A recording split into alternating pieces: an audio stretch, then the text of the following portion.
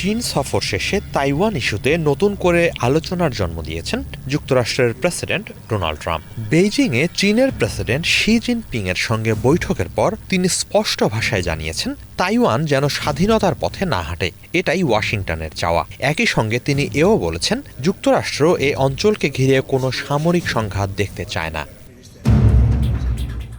Taiwan নিয়ে Fox নিউজকে দেয়া এক সাক্ষাৎকারে ট্রাম্প বলেন তিনি এমন পরিস্থিতি চান না যেখানে কেউ আনুষ্ঠানিকভাবে স্বাধীনতা ঘোষণা করার দিকে এগিয়ে যাবে। তার ভাষায় যুক্তরাষ্ট্রের লক্ষ্য হল উত্তেজনা কমানো এবং এশিয়া প্রশান্ত মহাসাগরীয় অঞ্চলে স্থিতিশীলতা বজায় রাখা। তিনি আরও বলেন চীনের প্রেসিডেন্ট শি জিনপিংও তাইওয়ান প্রশ্নে যুদ্ধ বা বিচ্ছিন্নতাবাদী আন্দোলন দেখতে চান না।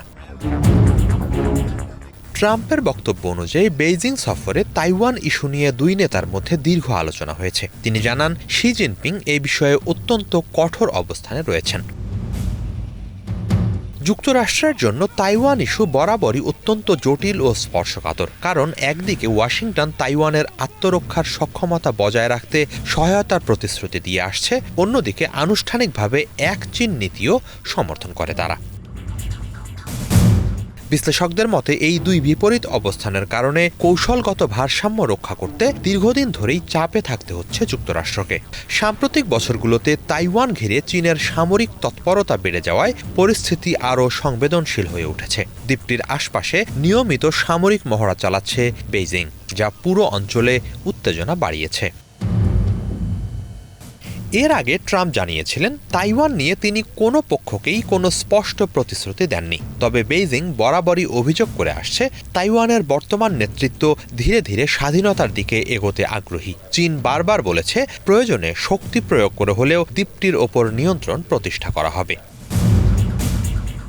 চীনের রাষ্ট্রীয় গণমাধ্যমের তথ্য অনুযায়ী বৈঠকে শি জিনপিং ট্রাম্পকে সতর্ক করে বলেছেন তাইওয়ান প্রশ্নটি দুই দেশের সম্পর্কের মধ্যে সবচেয়ে গুরুত্বপূর্ণ ও সংবেদনশীল বিষয়। এটি সঠিকভাবে পরিচালনা করা না গেলে চীন ও যুক্তরাষ্ট্র সরাসরি সংঘাতের দিকেও যেতে পারে বলে ইঙ্গিত দিয়েছেন তিনি। অনেক পর্যবেক্ষক এটিকে যুদ্ধের সতর্কতা হিসেবে দেখছেন।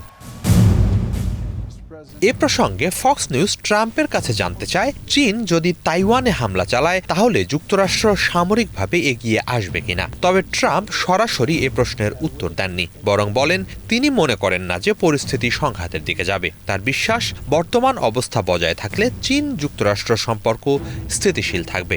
শি জিনপিং যুদ্ধ চান না বলেও জানান তিনি।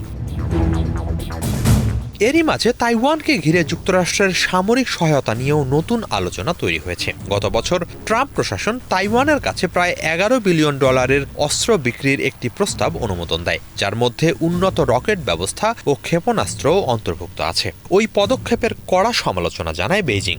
এখন সেই অস্ত্র চুক্তি চূড়ান্ত করা হবে কিনা এমন প্রশ্নের উত্তরে ট্রাম্প বলেন তিনি চাইলে এ নিয়ে এগোতে পারেন, আবার নাও পারেন। সবশেষে মার্কিন প্রেসিডেন্ট জোর দিয়ে বলেন যুক্তরাষ্ট্র এমন কোনো পরিস্থিতি তৈরি করতে চায় না যাতে তাইওয়ান মনে করে ওয়াশিংটনের সমর্থন নিয়ে স্বাধীনতা ঘোষণা করা সম্ভব।